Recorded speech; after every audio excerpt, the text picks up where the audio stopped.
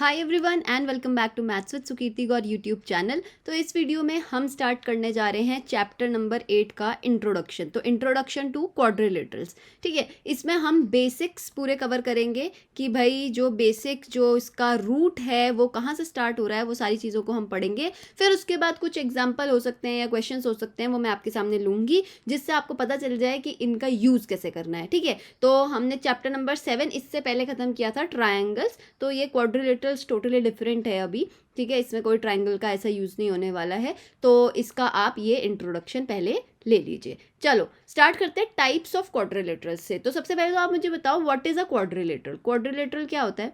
तो 9th के बच्चों को तो ये पता ही होगा कि क्वाड्रिलेटरल का मतलब होता है एक 4 साइडेड क्लोज्ड फिगर, है ना। कि भाई क्लोज्ड फिगर हो और जिसकी कितनी साइड हो, 4 साइड हो, ऐसी फिगर को हम बोलते हैं क्वाड्रिलेटरल। तो उसके एग्जांपल दे सकते हो कोई मेरे को? तो सबसे पहले आप बोल दोगे मैम स्क्वायर एक एग्जांपल है ना, 4 साइड्स होती हैं और क्लोज्ड होता है। रेक्टेंगल एक एग्जांपल है, और कौन सा है? रोम्बस एक एग्जांपल है ना। और कौन सा है आपका? काइट एक एग्जाम्पल है, पैरेललोग्राम एक एग्जाम्पल है, ट्रेपीजियम एक एग्जाम्पल है। ये साइड में सारे जो लिखे हुए हैं आपके सामने, ये सारे के सारे क्वाड्रिलेटरल्स के टाइप है, ठीक है। अब ये बताना जरूरी नहीं है कि 4 एंगल और 4 वर्टिसेस इनके इसके पास होते हैं क्वाड्रिलेटरल के पास, ठीक है। तो अब हम बेसिकली पढ़ने जा रहे हैं प्रॉपर्टीज ऑफ क्वाड्रिलेटरल्स, मतलब डिफरेंट टाइप ऑफ क्वाड्रिलेटरल्स की हम पढ़ने जा रहे हैं प्रॉपर्टीज, ठीक है। तो पहला कौन सा है आपकी लिस्ट में? यहाँ पे सबसे पहले मैंने रखा है पैरेललोग्राम, ठीक है।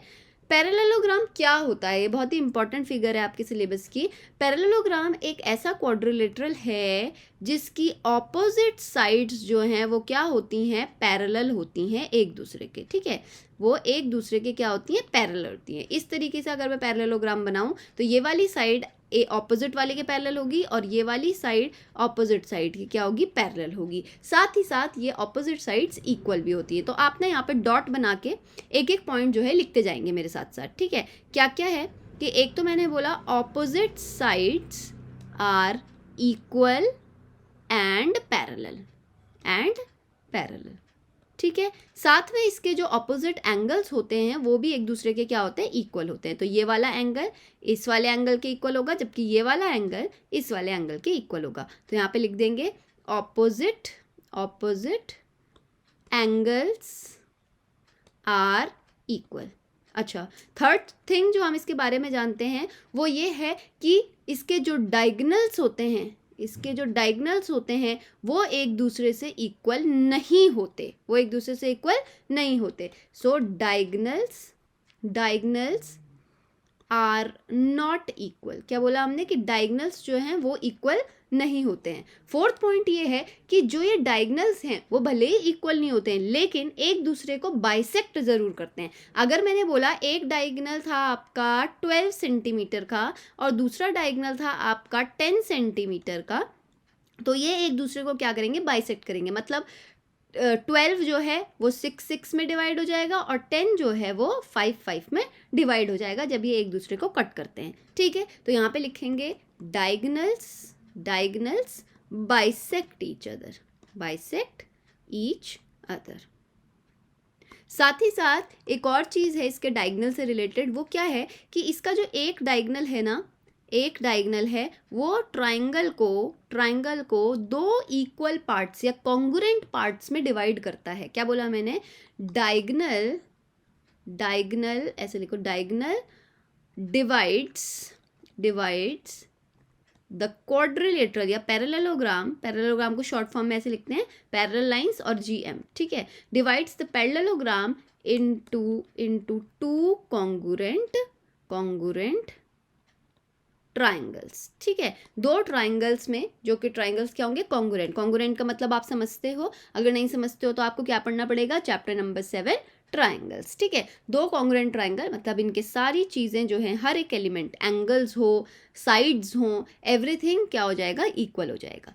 क्लियर है? तो ये सारी बातें जो हैं वो हमें क्वाड्रिलेटरल ये पैरेललोग्राम के बारे में जान लेनी है। इनको आप अपनी कॉपी में एज इट इज़ लिखेंगे और इनको आपको याद करना भी है, ठीक है। ऐसा नहीं कि खाली लिख के जो है छोड़ दिया। अच्छा, सेकंड फिगर क्या है आपके पास? वो है रेक्टेंगल, ठीक है, वो है रेक्टेंगल। तो हम कुछ चीज़ें इसी में चेंज करते जाएंगे।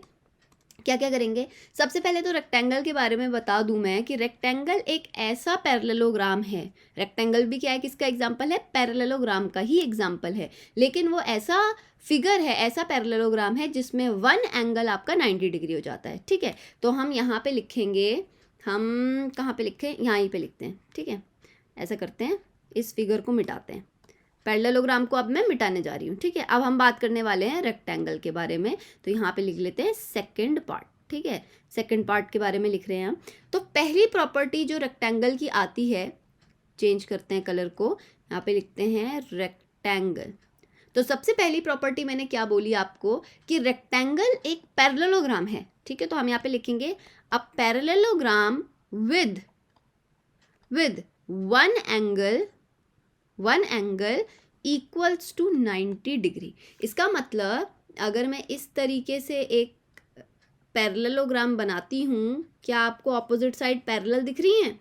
हाँ बिल्कुल दिख रही हैं भाई, है ना। और क्या ऑपोजिट साइड आपकी इक्वल होती हैं? हाँ जी बिल्कुल इक्वल होती हैं।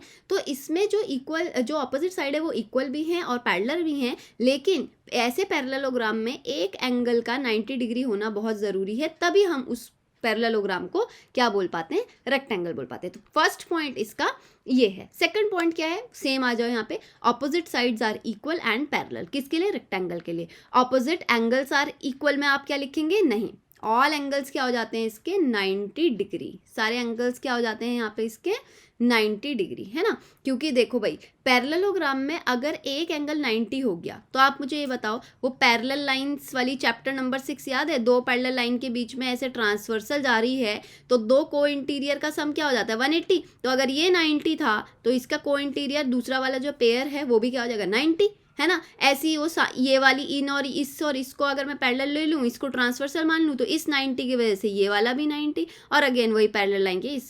तो इसकी वजह से क्या हो जाता है कि रेक्टेंगल के जो सारे एंगल्स होते हैं वो किसके इक्वल हो जाते हैं, 90 डिग्री के इक्वल हो जाते हैं। ठीक है, तो ये रेक्टेंगल जो है मैंने पूरी खिचड़ी पका दी थी, साफ साफ इसको रहने देते हैं इस तरीके से रेक्टेंगल। ठीक है, तो यहाँ पे क्या लिखेंगे, all angles equals to 90 degree. ठीक है, यहाँ पे है डायगनल्स आर नॉट इक्वल, नहीं, यहाँ पे जो रेक्टेंगल के केस में जो है डायगनल्स आर इक्वल। तो ये वाला पॉइंट भी रेक्टेंगल के लिए करेक्ट है कि डायगनल्स एक दूसरे को क्या करते हैं, बाइसेक्ट करते हैं। ठीक है, तो इसमें इक्वल भी हैं और बाइसेक्ट भी कर रहे हैं। Diagonal divides the parallelogram into two congruent triangles, तो ये तो ऑफ कोर्स सी बात है, ये एक पैरेललोग्राम का एग्जांपल है, तो ये भी क्या करेगा, इसको दो कॉन्ग्रुएंट ट्राइंगल में डिवाइड करेगा। ठीक है, लेकिन इसमें इतनी ज़्यादा ज़रूरत नहीं है क्योंकि हम इसका इस्तेमाल इतना ज़्यादा करते नहीं है रेक्टेंगल में, इसका इस्तेमाल ज़्यादातर किस में होएगा, पैरेललोग्राम वाले उसमें होगा। ठीक है, अब आते हैं हम थर्ड वाली फिगर पे। थर्ड फिगर क्या है हमारी, वो है स्क्वायर। तो अगेन हम बात करने वाले हैं, इसको नहीं मिटाते, सारे को ऐसा करते हैं, यहाँ पे सिर्फ इसको मिटाते हैं और ऐसे ही रहने देते हैं। ठीक है, यहाँ पे हम बात कर रहे हैं थर्ड फिगर की जो है स्क्वायर। तो स्क्वायर में आप क्या जानते हैं कि एक ऐसा पैरेललोग्राम, अगेन ये क्या होता है, अ पैरेललोग्राम। ठीक है, a parallelogram all angles of 90 degree and all sides equal। ठीक है, तो मैंने क्या बोला कि स्क्वायर भी एक पैरेललोग्राम का एग्जाम्पल है, क्योंकि आप जानते हैं कि स्क्वायर जब हम बनाते हैं तो क्या होती हैं, आमने सामने वाली साइड क्या होती हैं, एक दूसरे के पैरेलल होती हैं, है ना, सिंपल सी बात है। और साथ में क्या होता है, सारे के सारे एंगल्स जो है वो 90 डिग्री के होते हैं, प्लस सारी की सारी साइड्स एक दूसरे की क्या होती हैं, इक्वल होती हैं। तो ऐसे स्क्वायर भी क्या है, एक पैरेललोग्राम का एग्जाम्पल है। क्लियर है। तो यहाँ पे जो हमने ये वाली लाइन लिखी है, ऑपोजिट साइड्स आर इक्वल, इसमें ऑपोजिट साइड्स आर इक्वल की बजाय हम क्या लिखेंगे, all sides are equal and parallel. ठीक है, all sides are equal and parallel, तो पैरेलल वाला हटा दो भाई, ये ना ऑल साइड्स आर इक्वल लिखते हैं सिर्फ। ठीक है, तो ऑपोजिट साइड्स आर पैरेलल। ठीक है, ऑपोजिट साइड्स आर पैरेलल। अच्छा, सारे एंगल्स किसके इक्वल, 90 डिग्री बोल दिया। डायगनल्स आर इक्वल, बिल्कुल होते हैं, डायगनल्स बाइसेक्ट ईच अदर करते हैं। ठीक है, तो ये भी पॉइंट्स जो हैं वो सारे के सारे कारगर हैं किसके लिए, स्क्वायर के लिए। क्लियर हो गई बात। अच्छा, अब थर्ड फिगर कौन सी है आपके पास, है थर्ड फिगर रोम्बस। तो आते हैं रोम्बस पे। रोम्बस के लिए क्या लिखेंगे, ओहो एक सेकेंड, रोम्बस भी एक ऐसे पैरेललोग्राम में आता है जिसकी सारी साइड्स इक्वल होती हैं। ठीक है, क्या बोला हमने कि अ पैरेललोग्राम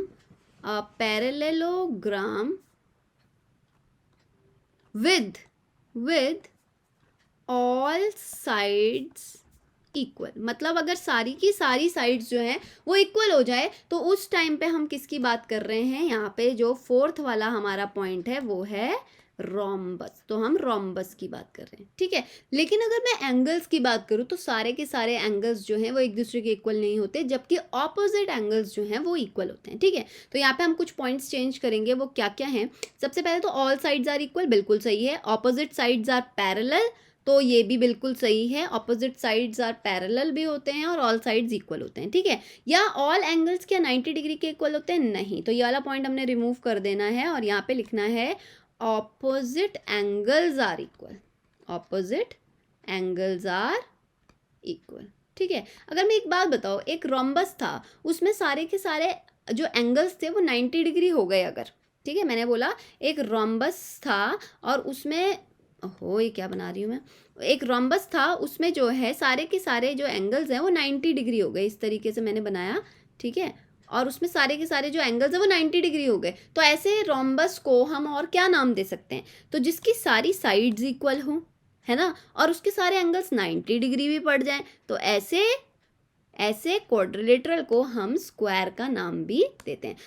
तो जब रोम्बस के सारे एंगल्स 90 डिग्री आ जाएं गलती से, तो उस टाइम पे रोम्बस को जो है स्क्वायर भी बोला जा सकता है। लेकिन अदरवाइज जो रोम्बस के एंगल्स होते हैं वो सिर्फ ऑपोजिट एंगल्स इक्वल होते हैं, ज़रूरी नहीं है सारे एंगल्स इक्वल मिले। ठीक है, डायगनल्स आर इक्वल नहीं, डायगनल्स आर नॉट इक्वल। ठीक है, तो यहाँ पे कौन सा आ जाएगा?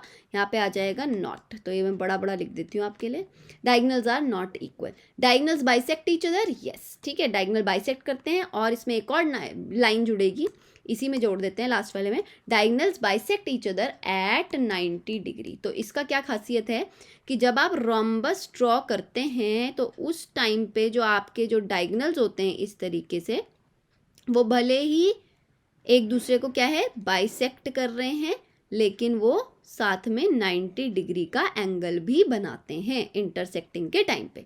ठीक है, तो रोम्बस की एक खासियत ये भी है। आई होप समझ में आ गया आपको। अब काइट क्या होता है? काइट एक पैरेललोग्राम नहीं है। ठीक है, काइट एक ऐसा क्वाड्रिलेटरल है। क्या है? एक क्वाड्रिलेटरल है जिसकी एडजेसेंट साइड्स आर इक्वल। क्या होती हैं? एडजेसेंट साइड्स इक्वल होती हैं। ठीक है, आर इक्वल, मतलब अगर मैं काइट इस तरीके से बनाऊं, कैसी होती है काइट? इस तरीके की होती है ना, दो साइड थोड़ी लंबी, तो इसमें जो ये बगल बगल वाली जो साइड है वो एक दूसरे के क्या होती हैं? इक्वल होती हैं। ऐसे टाइम पे हम ऐसे क्वाड्रिलेटरल को काइट का नाम देते हैं। ठीक है, इसकी ऑल साइड्स इक्वल नहीं होती, नॉट इक्वल होती हैं। ठीक है, ऑपोजिट साइड्स आर पैरेलल, नहीं, ऑपोजिट साइड्स पैरेलल नहीं होती, अदरवाइज ये क्या बन जाता? पैरेललोग्राम बन जाता। तो इसको तो बिल्कुल ही हटा दो। ऑपोजिट एंगल्स आर इक्वल, हाँ जी एंगल्स इक्वल होते हैं। अब काइट के बारे में ना आपको ज़्यादा जानने की ज़रूरत है नहीं। ठीक है, तो इसमें डायगनल्स के बारे में भी इतना नहीं है, लेकिन यहाँ पे लिख लो diagonals bisect each other. Diagonals bisect each other, बस इतना सा जानने की ज़रूरत है, क्योंकि काइट के बारे में इतना ज़्यादा नहीं पूछा जाता। ठीक है, अच्छा नेक्स्ट क्या है आपका? लास्ट है आपका ट्रेपीजियम। तो इसको सबको मिटा लेते हैं। ये है लास्ट वाला आपका ट्रेपीजियम। ठीक है, तो ट्रेपीजियम क्या होता है भाई? अभी तक देखा होगा आपने। आज तो मेरा गला भी इतना ख़राब है ना, मेरे से बोला भी नहीं जा रहा है, लेकिन फिर भी मैं कोशिश कर रही हूँ। ट्रेपीजियम क्या होता है? एक इस तरीके की फिगर, इस तरीके की फिगर, देखना ध्यान से, ये रहा और ये रहा। ठीक है, इन लाइंस को कृपया करके सीधी लाइन अज्यूम करें। ठीक है, कोई भी ये नहीं बोलेगा कि मैम आप तो सीधी लाइन नहीं बना रही हो, आपको सोच के चलना है, सीधा है। ठीक है, अच्छा इसमें आपको क्या दिख रहा है? क्या आपको ये दिख रहा है कि ये वाली और ये वाली साइड एक दूसरे के पैरेलल है, बिल्कुल सेम डिस्टेंस पे चल रही हैं, लेकिन उसी तरफ ये वाली और ये वाली साइड क्या है? पैरेलल, एक दूसरे के नहीं है। तो एक ऐसा क्वाड्रिलेटरल, ये क्या है? एक क्वाड्रिलेटरल है जिसकी quadrilateral having one pair of side, एक पेयर ऑफ साइड जो है, one pair of side parallel and one pair of side non parallel. ठीक है, तो एक साइड का पेयर तो जो है वो आपको क्या मिल गया, पैरेलल मिल गया, लेकिन जो दूसरा पेयर है वो आपका क्या है, नॉन पैरेलल है, मतलब वो पैरेलल नहीं मिलेगा। ठीक है, इसके डायगोनल्स वाइगोनल्स कुछ पढ़ने की ज़रूरत नहीं है, क्योंकि कुछ पूछा नहीं जाएगा आपसे, आपको बस इतना पता होना चाहिए कि इसको ट्रेपीजियम कहते हैं। ठीक है, अगर कहीं पे ज़रूरत पड़ती है, कहीं आगे क्वेश्चंस में ऐसा आता है, तो उस टाइम पे हम उसी क्वेश्चन के हिसाब से डिस्कस कर लेंगे, लेकिन for the time being intro में आपको सिर्फ इतना ही जानने की ज़रूरत है कि पैरेललोग्राम सबसे इंपॉर्टेंट है। पैरेललोग्राम क्या होता है, क्योंकि ज़्यादातर क्वेश्चन इस पर आता है कि ये रेक्टेंगल को प्रूव करो पैरेललोग्राम, या प्रूव करो कि एक पैरेललोग्राम जो है वो रेक्टेंगल है, रेक्टेंगल को प्रूव करो दिस एंड दैट, ये ज़्यादा पूछते हैं। ठीक है, पैरेललोग्राम, रोम्बस, स्क्वायर, रेक्टेंगल, इससे ज़्यादा क्वेश्चंस बनेंगे। क्लियर है, और बाकी ट्रेपीजियम और काइट पे अगर कहीं पे भी ज़रूरत पड़ती है तो हम उसके बारे में वहीं पे डिस्कस कर लेंगे। अच्छा, इस इन्फॉर्मेशन पे बेस्ड मैं आप ही की बुक से एक एग्जाम्पल लेके आई हूँ, वो है पेज नंबर 143 का NCERT से example number 3। ABC is an isosceles triangle with AB equals to AC। तो AB और AC जो है एक दूसरे के इक्वल हैं, ये मैंने साइन बनाए हुए हैं। ठीक है, AD is a bisector, AD bisector है किसका, एक्सटीरियर एंगल। तो एक्सटीरियर एंगल आपको दिख रहा होगा ये PAC, यहाँ से लेकर यहाँ तक का। ठीक है, तो AD इसको क्या कर रहा है, दो इक्वल पार्ट में डिवाइड कर रहा है। क्लियर हो रही है बात। अब क्या लिखा है इसने कि CD पैरेलल है AB के, तो CD और AB क्या है, एक दूसरे के पैरेलल हैं, ये पैरेलल का साइन बनाया है arrow. Show that angle DAC is equals to angle BCA। DAC तो ये वाला एंगल हमें शो करना है कि इक्वल है BCA, मतलब इस वाले एंगल के। ठीक हो गई बात। अच्छा, हम क्या करते हैं इसको, इन दोनों को ना x और x ले लेते हैं। किन दोनों को, इसको x लेंगे तो ये भी x हो जाएगा। बताओ क्यों होगा, क्योंकि AB और AC इक्वल थे, तो उनके ऑपोजिट वाले एंगल भी क्या होने चाहिए, इक्वल होने चाहिए। तो फटाफट से हम इस काम को कर लेते हैं। कैसे लिखेंगे, यहाँ पे लिखते हैं हम ऐसे कि as AB equals to AC, so angle ABC equal हो जाएगा एंगल ACB, है ना, and let both equals to x। ठीक है, दोनों को हमने क्या ले लिया, x ले लिया। अब आप मेरे को बताओ, ये बात बताओ कि अगर मैंने दोनों का x ले लिया है तो पूरा एक्सटीरियर एंगल जो होता है वो किसके इक्वल होता है, एक्सटीरियर एंगल इक्वल होता है, आपका जो ये एक्सटीरियर एंगल है वो इक्वल होगा इस वाले ट्राइंगल के इंटीरियर ऑपोजिट एंगल के सम के। ये बात तो हमने कई बार डिस्कस कर ली है अब, है ना, ये तो हमने कई बार डिस्कस कर लिया कि भाई जो एक्सटीरियर एंगल होगा, exterior angle is equals to sum of interior opposite angles, है कि नहीं है। तो ये प्रॉपर्टी हमने पढ़ी थी चैप्टर नंबर 6 में। तो यहाँ से एंगल PAC जो है वो किसके इक्वल हो जाएगा, 2x डिग्री के, है ना, 2x के इक्वल हो जाएगा ना, ABC plus ACB, x plus x, 2x degree के। अब आप मुझे बताओ एंगल PAC का अगर मैं हाफ कर दूं, तो हाफ एंगल PAC इस तरफ भी कर दिया मैंने, और हाफ ऑफ 2x डिग्री, दोनों तरफ मैंने हाफ से मल्टीप्लाई कर दिया। तो हाफ ऑफ PAC को क्या ले सकते हैं हम, PAC का हाफ जो है इसको काउंट कर सकते हैं, क्योंकि भाई दोनों बाइसेक्ट किया है ना AD ने। तो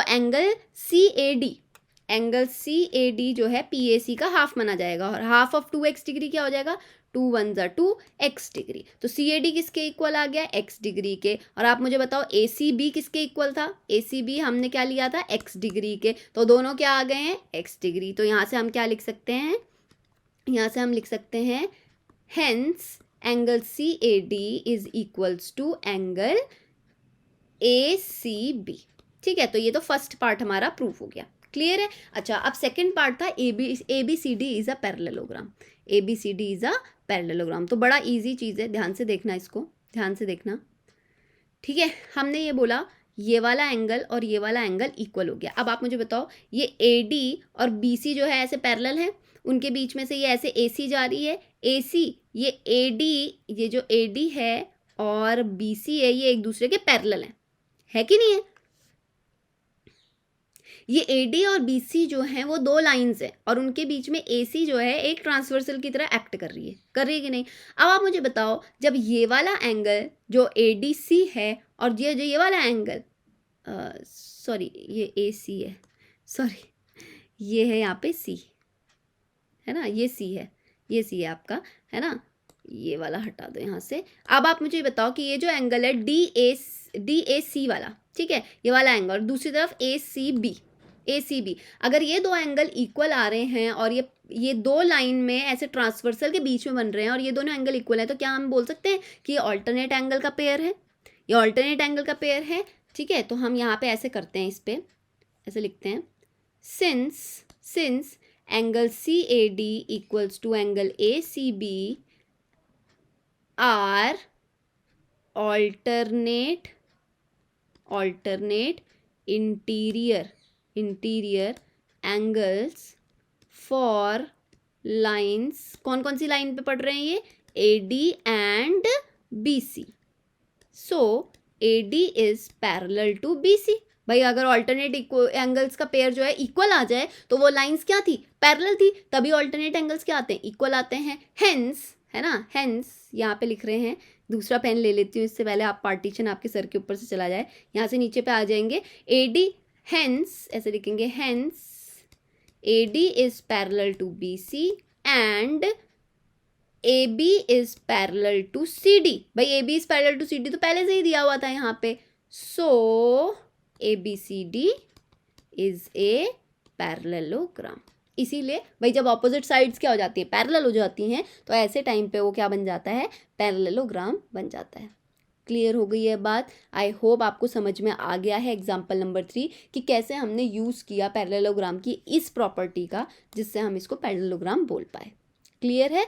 तो अब हम एक्सरसाइज स्टार्ट करेंगे, या मोस्ट प्रोबेबली मैं एक और या दो एग्जाम्पल, क्योंकि एग्जाम्पल ना इस क्वाड्रिलेटरल चैप्टर के भी शुरुआत के बहुत ज़्यादा इंपॉर्टेंट है, तो हो सके तो मैं उनको भी लेके आऊँगी, ठीक है। एक एक करके हम कवर अप करेंगे और हम एक्सरसाइज भी शुरू करेंगे इसके नेक्स्ट वाली, ठीक है। अगर आपको सब कुछ समझ में आ गया है तो प्लीज़ इस वीडियो को लाइक कर दें। If you haven't subscribe the channel yet, please subscribe to the channel, also hit the bell icon so that you never miss any update. If you have any query regarding this example or any another question to ask, please comment me in the comment box. Till then, take care, bye bye, and keep practicing.